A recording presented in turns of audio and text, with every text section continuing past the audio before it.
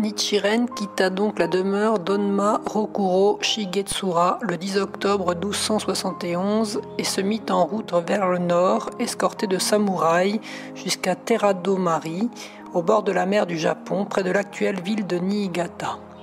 Le voyage dura 12 jours. Cela nous amène à fin décembre selon le calendrier actuel, puisqu'à cette époque on utilisait le calendrier lunaire.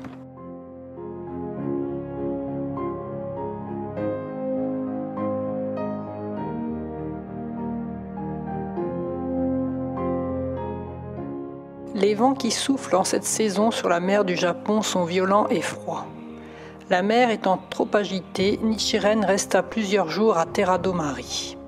Nichiren arriva à l'île de Sado le 28 octobre et, 4 jours plus tard, à Tsukahara, située vers le centre de l'île, non loin de la demeure d'Onma Shigetsura.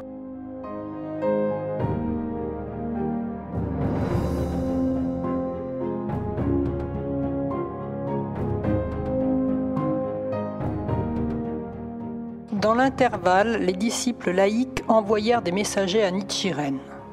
Toki-Jonin était l'un d'eux. Il existe encore une lettre que Nichiren lui adressa, dans laquelle il explique que la persécution dont il a été l'objet s'était déroulée comme le Sutra du Lotus le prédisait. Nichiren prévoyait parfaitement ce qu'il attendait à Sado, mais loin de se lamenter, il exprimait toute sa fierté de vivre les phrases du Sutra. Inquiet de ses disciples emprisonnés à Kamakura, Nichiren demandait à Toki-Jonin de lui faire connaître leur sort. La lettre est datée du 22 octobre.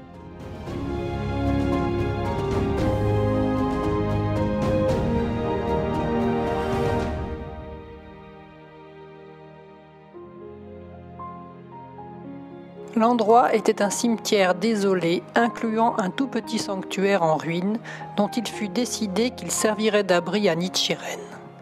Et il fut d'abord logé dans une bâtisse délabrée, portant le nom de Samedo, où vent et neige s'engouffraient par les trous de la toiture et des murs. Dans une nouvelle lettre adressée à Toki-Jonin, il écrivit « C'est clair maintenant, au cours des 2200 ans et quelques années écoulées depuis la mort du Bouddha, qui fut le premier à propager la loi mystique d'une importance unique, en commençant par ce pays ? En Inde, en Chine, au Japon et dans le monde entier, Vasubandhu et Nagarjuna l'aperçurent intérieurement, mais la gardèrent secrète car le temps n'était pas venu. Tientai et Dengyo la comprirent, mais ne parvinrent pas à la propager. Nichiren n'est-il pas celui-là même qui la propage ?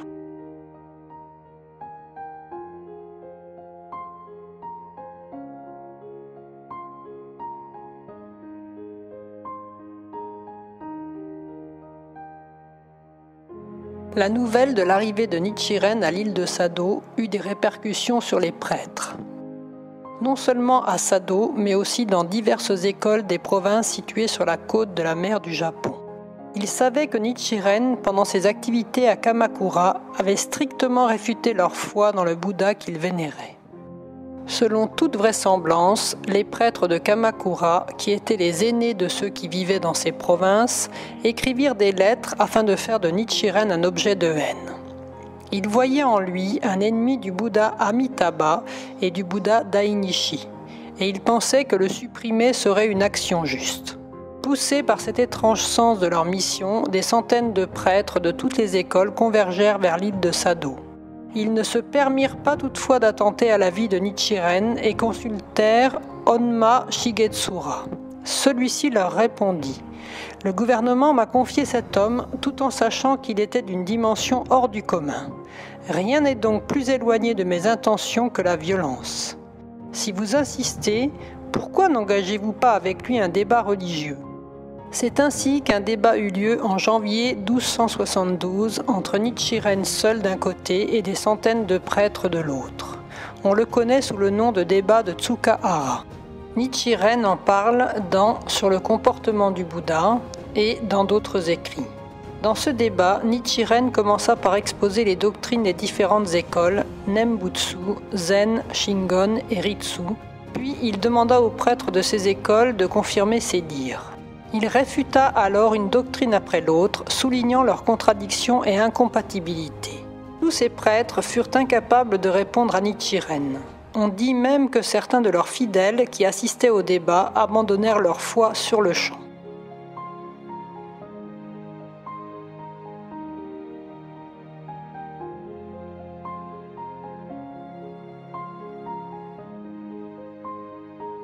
On suppose que le moine Abutsu ou Abutsubo, 1189-1279, et sa femme, la nonne Senichi ou Senichi Amma, sont devenus disciples de Nichiren vers la fin de l'année précédente, peu avant le débat de Tsukahara, et l'ont aidé alors que celui-ci était en exil sur l'île de Sado en lui procurant de la nourriture et en lui faisant des offrandes. D'après la tradition, le nom laïque d'Abutsubo serait Endo Tamemori. Il était intendant au service de l'empereur retiré Juntoku, banni dans l'île de Sado après les incidents de Jokyu, ou soulèvement de l'ère Jokyu, conflit qui éclata entre la cour impériale et le shogunat de Kamakura en 1221.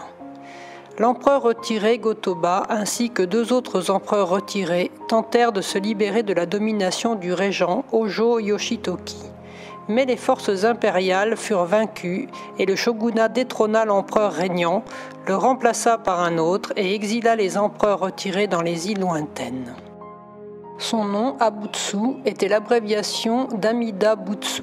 Il était un ardent croyant du Nembutsu avant de se convertir à l'enseignement de Nichiren. Lorsqu'il apprit que Nichiren Daishonin s'élevait contre le Bouddha Amitabha, qu'Abutsubo vénérait, ce dernier l'affronta dans un débat. La forte personnalité de Nichiren et sa conviction à toute épreuve amenèrent Abutsubo à rejeter sa foi et à devenir son disciple. Il convainquit aussi très vite sa femme, Senichi Amma. Le nombre d'habitants de Sado convertis par Nichiren augmentait peu à peu. Abutsubo et sa femme étaient les principaux disciples de l'île. Le propriétaire de la maison de Nichiren, bien que n'adhérant pas au bouddhisme, permit à sa femme de le pratiquer, et lui-même fut favorable à Nichiren.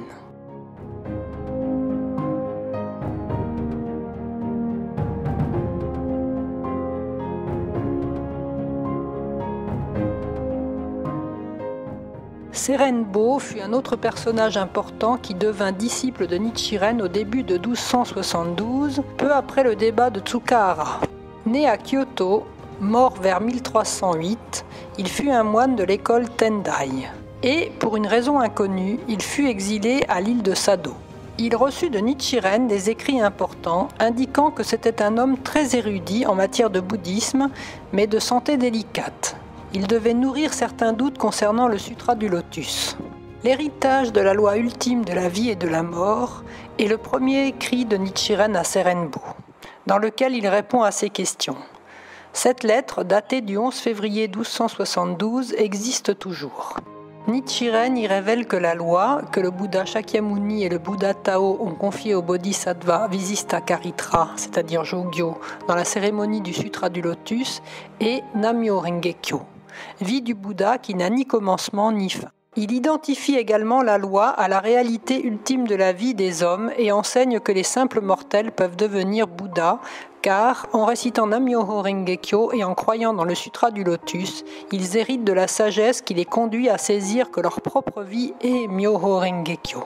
Bien que brève, cette lettre contient un message extrêmement important car elle révèle l'essence du Sutra du Lotus et le cœur du bouddhisme de Nichiren. Peu après, Nichiren en adressa une autre à Serenbo, l'illumination des plantes, écrite le 20 février 1272, qui révèle le principe d'atteinte de la bouddhéité pour les êtres non sensitifs. L'année suivante, ce prêtre érudit reçut encore la réalité ultime de tous les phénomènes. Écrit en mai 1273 à Ishinozawa, sur l'île de Sado, et l'entité de la loi merveilleuse. Après le départ de Nichiren de Sado pour le mont Minobu, Serenbo fut lui-même libéré et revint temporairement à Kyoto, d'où il était originaire. Il serait ensuite allé à Shimoyama, dans la province de Kai, près du mont Minobu, et aurait fondé le temple Onkokuji avant de s'éteindre.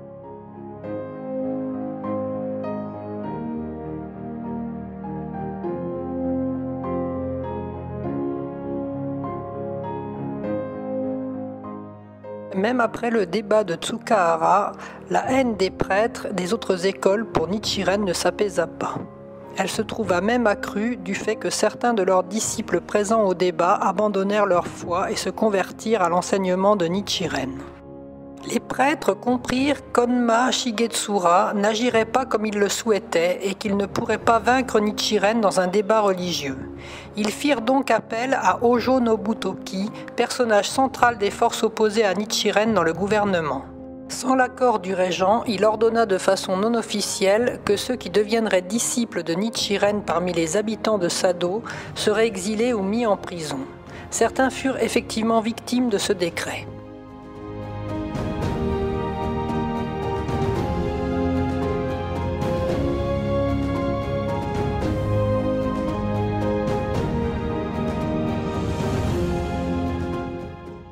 Les principaux écrits de Nichiren durant son exil à Sado. Traité sur l'héritage de la loi ultime de la vie et de la mort. Il est daté du 11 février 1272 et s'adresse à Serenbo. Nichiren y déclare que Nam-myoho Renge-kyo est l'héritage de la loi ultime de la vie et de la mort et que cette loi est transmise du Bouddha à tous les êtres vivants. Puis il aborde la question de savoir comment hériter la loi ultime de la vie et de la mort et la manifester en nous-mêmes. En d'autres termes, l'héritage, relation mystique entre la loi et les vies humaines, court éternellement à travers passé, présent et avenir, sans s'interrompre dans aucune vie. En termes d'espace, Nichiren proclame que l'héritage de la loi ultime coule à l'intérieur de la vie de ses disciples, moines et laïcs qui œuvrent en parfaite unité à la réalisation d'un monde paisible et au bonheur de toute l'humanité. Après avoir exposé que la loi ultime réside à l'intérieur de la vie des êtres ordinaires, Nichiren explique comment hériter de cette loi. Quel qu'il soit, l'état de vie dominant durant notre existence présente se perpétuera dans la vie prochaine. Que l'on réussisse ou non à hériter de la loi dépend entièrement de notre foi. C'est pourquoi Nichiren conclut par cet avertissement sévère, même adopter le sutra du lotus serait inutile sans l'héritage de la foi. Le traité sur l'ouverture des yeux. Pendant son exil à Sado, Nichiren eut constamment au-dessus de sa tête l'ombre menaçante de la mort, surtout à Tsukahara. Il écrivit le traité sur l'ouverture des yeux, terminé en février 1272, il était adressé à Shijo Kingo, mais destiné à tous ses disciples. « Je voulais, écrivit-il par la suite, consigner la merveille que j'avais vécue au cas où j'aurais été décapité. » La vie de Nichiren sur la sinistre île de Sado fut chargée d'épreuves. Sa hutte était ouverte au vent et à la neige, et lui-même manquait de nourriture, de vêtements et de matériel pour écrire. En plus de sa souffrance physique, il s'inquiétait de voir bon nombre de ses disciples de Kamakura abandonner leur foi. Vivant constamment à l'ombre de la mort, Nichiren écrivit ce traité pour encourager ses disciples, comme s'il s'agissait de ses dernières volontés. Vers l'époque à laquelle Nichiren acheva de rédiger le traité sur l'ouverture des yeux, des conflits internes éclatèrent à Kamakura et à Kyoto. Hojo Tokisuke, demi-frère du régent Hojo Tokimune, fomenta une révolte contre le gouvernement, mais la conspiration fut découverte et le gouvernement intervint, empêchant la rébellion. Les premiers, Nagoe Tokiaki et Nagoe Noritoki, ayant participé à la conspiration, furent tués le 11 février 1272. 4 jours plus tard, Hojo Tokisuke fut exécuté. C'est ainsi que les troubles cessèrent. Cet événement provoqua une émotion extrême dans toute la nation qui se trouvait également menacée de l'extérieur par les forces d'invasion mongoles. En même temps, cette révolte confirmait l'exactitude de la mise en garde contre les conflits internes que Nichiren avait faite 12 ans auparavant dans le traité sur l'établissement de l'enseignement correct pour la paix dans le pays. Il est probable que la justesse de l'avertissement poussa Hojo Tokimune à reconsidérer les mesures qu'il avait prises contre Nichiren. Honma Shigetsura en vint également à respecter le pouvoir mystique de Nichiren. Celui-ci avait dit à l'époque du débat de Tsukahara qu'il devait aller à Kamakura car une guerre civile allait y éclater. Shigetsura n'avait pas compris la remarque de Nichiren jusqu'à ce que le conflit ait lieu. Selon toute vraisemblance, ce fut au changement d'attitude de ces personnes que Nichiren dut d'être transféré de Tsukahara à Ishinozawa en avril 1272 et temporairement autorisé à vivre dans une maison comme tout le monde. Le titre du traité sur l'ouverture des yeux indique qu'il s'agit de permettre aux êtres humains de voir la vérité, c'est-à-dire de les libérer de leurs illusions et de leurs opinions erronées pour qu'ils s'éveillent et s'ouvrent à l'enseignement correct et à celui qui l'enseigne. Ce traité est l'un des 5 principaux écrits de Nichiren, où il énonce les 3 figures que tous les êtres devraient respecter, le souverain, le maître et le parent. Les 3 vertus de souverain, de maître et de parent servent à qualifier un Bouddha. La vertu de souverain est le pouvoir de protéger tous les êtres vivants. La vertu de maître est la sagesse de mener tous les êtres à l'illumination. Et la vertu de parent désigne la compassion pour les nourrir et les soutenir. Il conclut que le Bouddha de la dernière période de la loi, celui qui possède les 3 vertus de souverain, maître et parent pour l'humanité, est Nichiren lui-même. Dans ce traité, il attribue les désastres qui ravagent le Japon à la confusion au sein du bouddhisme et à l'incapacité des souverains et de leurs sujets de reconnaître la suprématie du Sutra du Lotus. Il révèle que, caché dans les profondeurs du chapitre Durée de la vie de l'enseignement essentiel du Sutra du Lotus, se trouve la doctrine des 3000 mondes en un instant de vie. Pour Nichiren, seule la révélation du bouddhisme véritable permettra de sauver le pays et son peuple. Nichiren cite les chapitres Surgir de terre et La durée de la vie de l'ainsi venu du Sutra du Lotus, où Shakyamuni révèle son identité de Bouddha du temps sans commencement et que tous les autres Bouddhas ne sont que des émanations de lui-même. Nichiren conclut par analogie qu'il est lui-même le Bouddha de l'époque de la fin de la loi. Il clarifie du point de vue de la personne l'objet de vénération, puisque ce traité laisse entendre que Nichiren est le Bouddha appelé à établir l'objet de vénération afin que toute l'humanité parvienne à la bouddhéité. L'objet de vénération incarne l'éveil de Nichiren à Nam-myoho Renge-kyo, loi implicite ancrée dans les profondeurs du Sutra du Lotus. Nichiren enseigne directement cette loi, cause originelle pour l'atteinte de la bouddhéité, et son bouddhisme est appelé le bouddhisme de l'ensemencement parce qu'il plante cette graine de l'illumination dans la vie de ceux qui le pratiquent. D'où l'affirmation que Nichiren possède les vertus de souverain, de maître et de parent pour l'ensemble de l'humanité. Il révèle également qu'il est question dans le Sutra du Lotus des 3 puissants ennemis ainsi que des calomniateurs et de l'hostilité qui se manifesteront à l'encontre de ce sutra et de son pratiquant. Toutes les difficultés rencontrées par Nichiren lui-même étaient donc prédites dans le Sutra du Lotus. En tant que pratiquant du Sutra du Lotus, il fait le vœu de risquer sa vie pour sauver tous les êtres. Puis il assure ses disciples qu'ils atteindront à coup sûr la bouddhéité s'ils ne se laissent pas dominer par le doute, même quand les difficultés s'abattent sur eux. Dans la partie finale de ce traité, Nichiren explique qu'il existe 2 façons de propager le Sutra du Lotus. Le shoju, ou la propagation douce, et le shakubuku, la réfutation stricte. Nichiren déclare qu'il faudrait se servir des 2 méthodes parce qu'il existe 2 sortes de pays, ceux où les êtres humains ignorent l'enseignement bouddhique correct et ceux où ils le calomnient délibérément. Le Japon, pays calomniateur de l'enseignement correct, exige donc la méthode de shakubuku. Puis il conclut qu'ôter la souffrance et procurer de la joie aux êtres ordinaires correspond à l'enseignement du Bouddha. Nichiren s'est consacré à réfuter et à déraciner les causes du malheur. Pour lui, l'exil à Sado n'était qu'une petite souffrance en cette vie. En fait, il éprouve une grande joie parce qu'il a totalement confiance dans les résultats qui apparaîtront à l'avenir. Ce traité est considéré comme le plus important avec le traité sur l'objet de vénération pour observer l'esprit. L'illumination des plantes.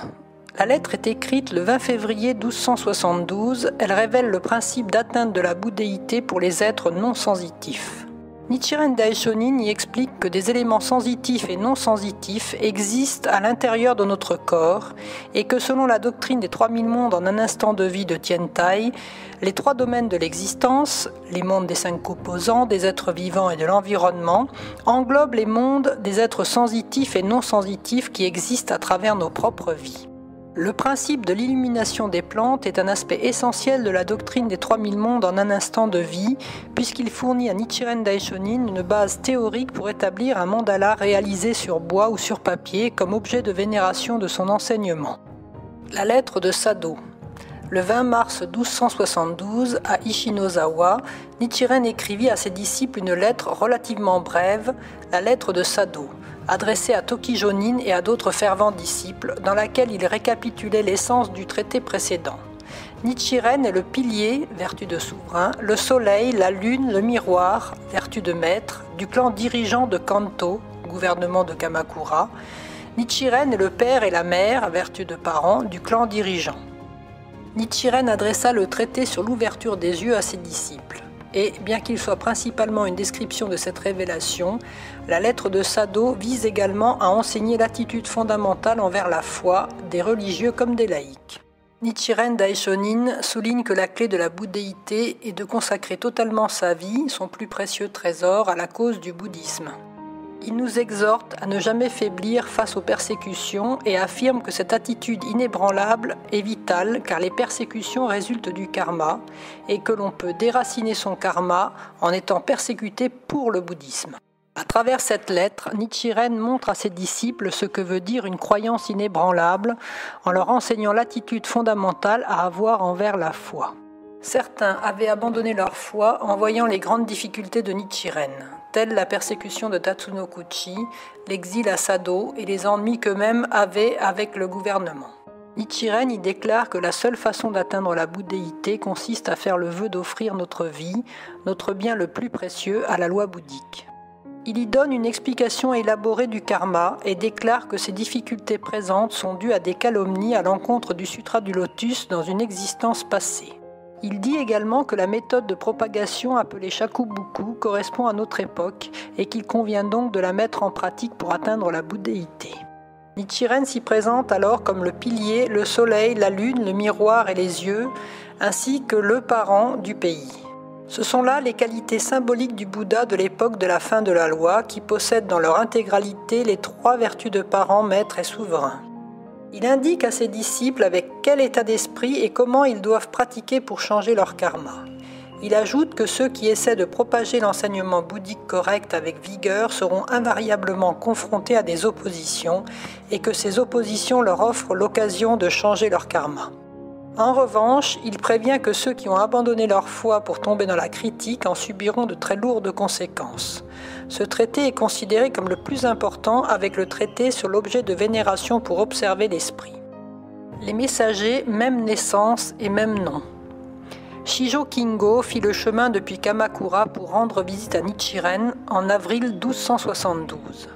Ce dernier écrivit une lettre, les messagers même naissance et même nom, qu'il confia à Shijo Kingo pour son épouse Nishigen Nyo, dans laquelle il fit l'éloge de la sincérité et de la pureté qui animait Nishigen Nyo, la femme de Shijo Kingo, pour envoyer son mari faire le long voyage jusqu'à Sado.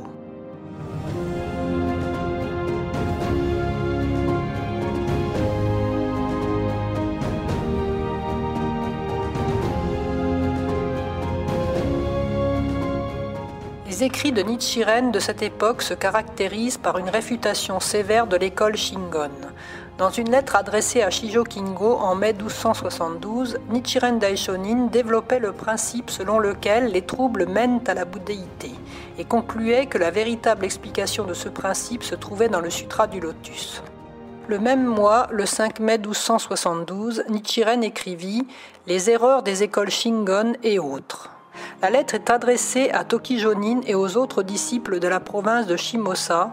Nichiren y explique le sens de son exil, prédit dans son traité sur l'établissement de l'enseignement correct pour la paix dans le pays, afin d'empêcher ses partisans de demander au gouvernement de le gracier.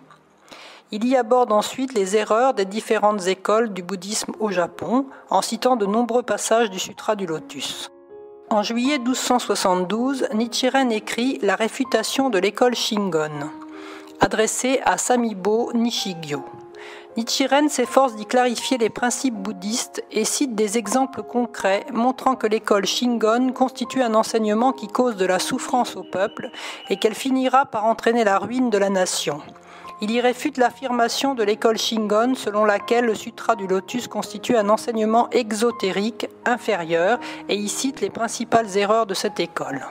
Le traité sur l'objet de vénération pour observer l'esprit. On pense que les réfutations précédemment citées préparaient la rédaction du traité sur l'objet de vénération pour observer l'esprit. qui fut achevé le 25 avril de l'année suivante, 1273, à Ishinozawa, et s'adressait à Toki Jonin. Il était indispensable que Nichiren définisse les erreurs de l'école Shingon avant de commencer à écrire l'objet de culte, car cette école l'avait précédé et avait déjà inscrit la loi sur un mandala. Le titre japonais, Kanjin no Honzon-sho, signifie littéralement « écrit sur l'objet de culte pour l'introspection ».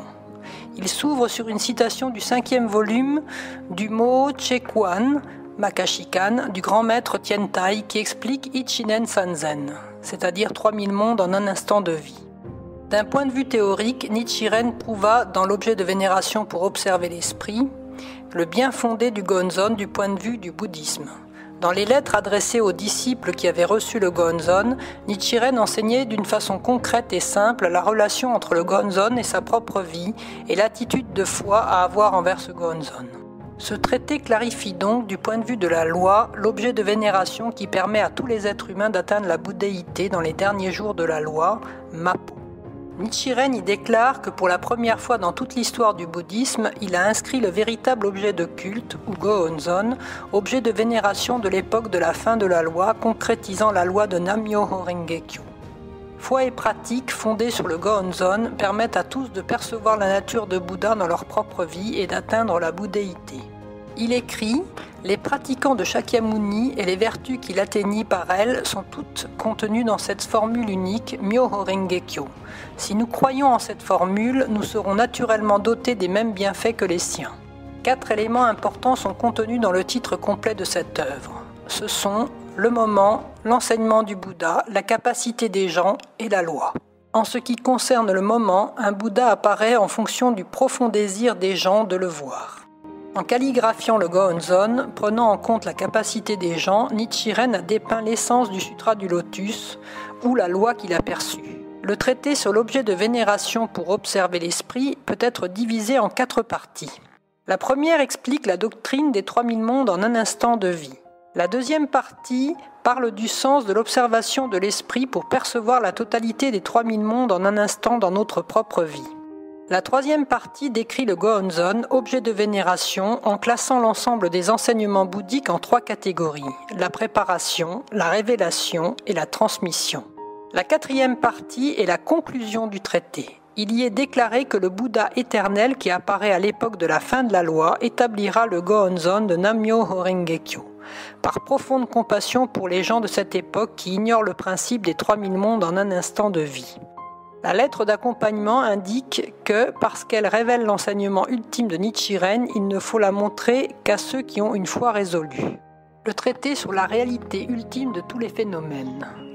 Il a été écrit en mai 1273 à Ishinozawa, sur l'île de Sado, et est adressé à Serenbo. Non seulement il résume le contenu de l'objet de vénération pour observer l'esprit, mais il révèle aussi l'esprit fondamental de la pratique du bouddhisme. Croyez dans le Gohonzon, le suprême objet de culte du monde. Forgez-vous une foi solide et recevez la protection de Shakyamuni, de Tao et de tous les autres Bouddhas. Faites tous les efforts dans les 2 voies de la pratique et de l'étude. Sans pratique ni étude, il ne peut y avoir de bouddhisme. Vous ne devez pas seulement persévérer vous-même, vous devez aussi enseigner aux autres. La pratique et l'étude sont toutes 2 issues de la foi. Enseignez aux autres du mieux que vous le pouvez, même une seule phrase. Le même mois, Nichiren Daishonin adressa une lettre à Gijobo, son aîné du temple Seishoji, lorsqu'il étudiait le bouddhisme dans son enfance. Dans cette lettre, il affirmait que, de tous les chapitres du Sutra du Lotus, le chapitre Durée de la vie était pour lui d'une importance particulière. Il en citait ce passage. Aspirant uniquement à voir le Bouddha, ils sont prêts pour cela à donner leur vie. Cette citation amena Nichiren à faire la révélation suivante. Nichiren dépend de cette citation pour révéler la bouddhéité qui existe dans sa vie, car elle affirme les 3 grandes lois ésotériques comme actualisation d'Ichinen Sanzen contenues dans le cœur du chapitre Durée de la vie. Cette révélation vient confirmer que Nichiren savait qu'il était lui-même Bouddha et qu'il manifestait la bouddhéité existant en lui dans les 3 grandes lois ésotériques, concrétisation d'Ichinen Sanzen. Notons que, dans ce passage, Nichiren emploie pour la première fois l'expression « trois grandes lois ésotériques ».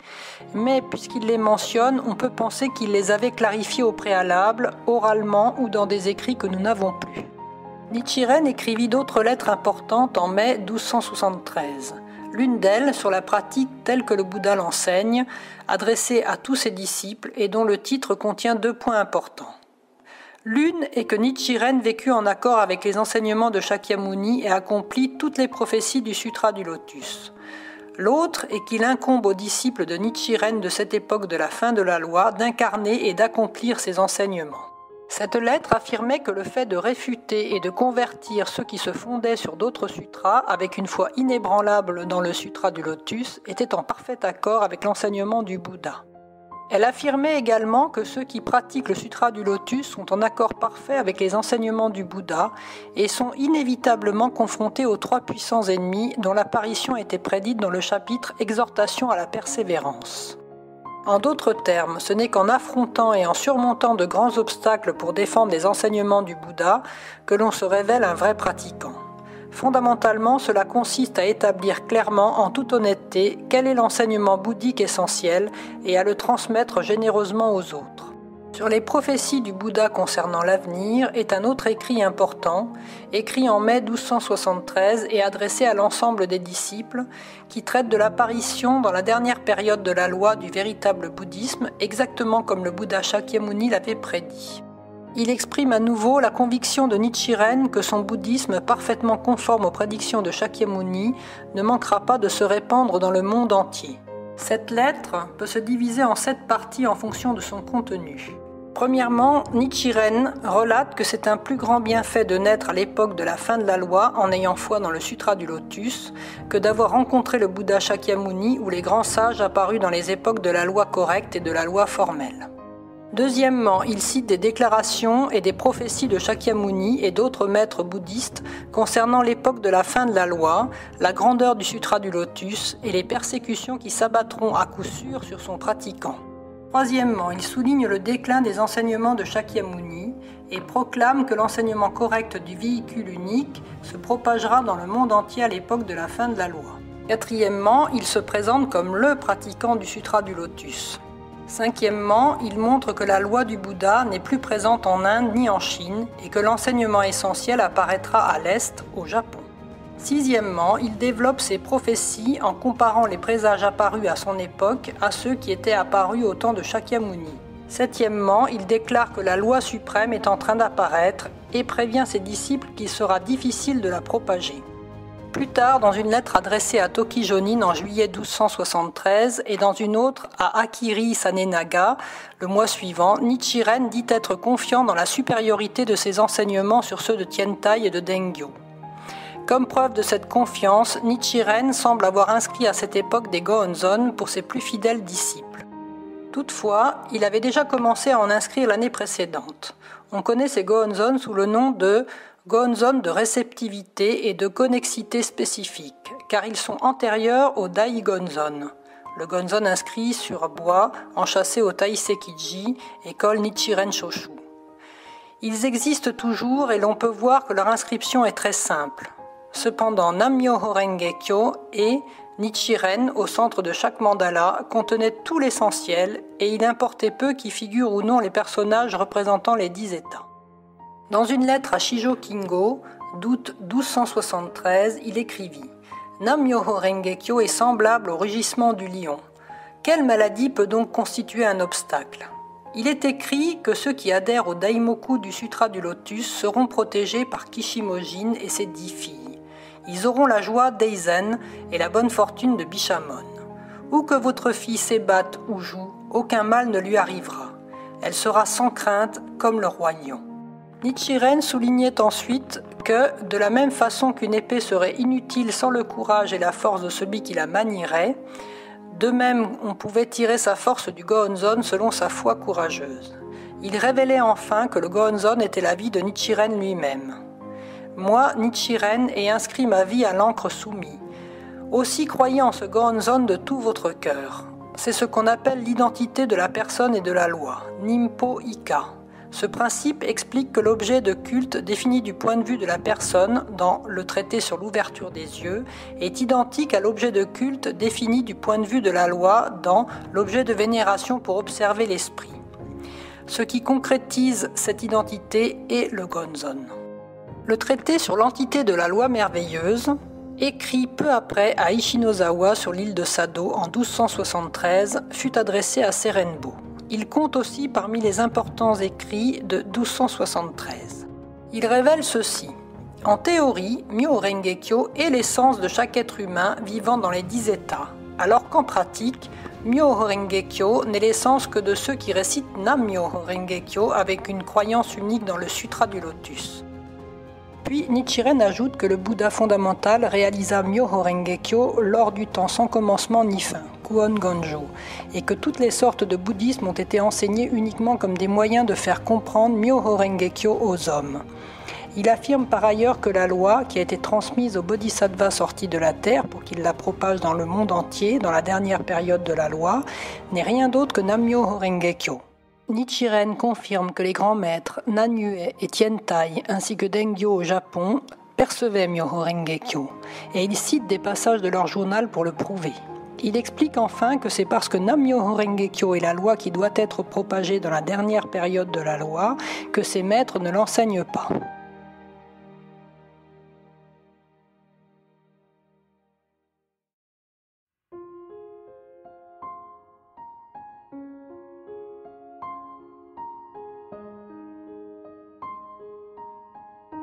L'année 1273 s'acheva tandis que Nichiren se consacrait à encourager ses disciples à Sado et ceux qui venaient de loin lui rendre visite. Le 8 mars 1274, un messager vint de Kamakura, porteur d'un décret qui graciait Nichiren. On peut s'interroger longuement sur les raisons qui amenèrent le gouvernement à gracier Nichiren, mais 2 raisons au moins sont très probables. D'une part, la rébellion d'Hojo Tokisuke avait éclaté l'année précédente exactement comme Nichiren l'avait prédit. D'autre part, en mars de la même année, un messager mongol était venu encore une fois au Japon, aggravant le sentiment de crise. Selon toute vraisemblance, le gouvernement avait l'intention d'écouter les prédictions de Nichiren sur l'attaque des forces mongoles et, en même temps, de lui demander de prier. Nous le savons d'après les questions qu'Enno Saemon posa à Nichiren lorsqu'il revint à Kamakura.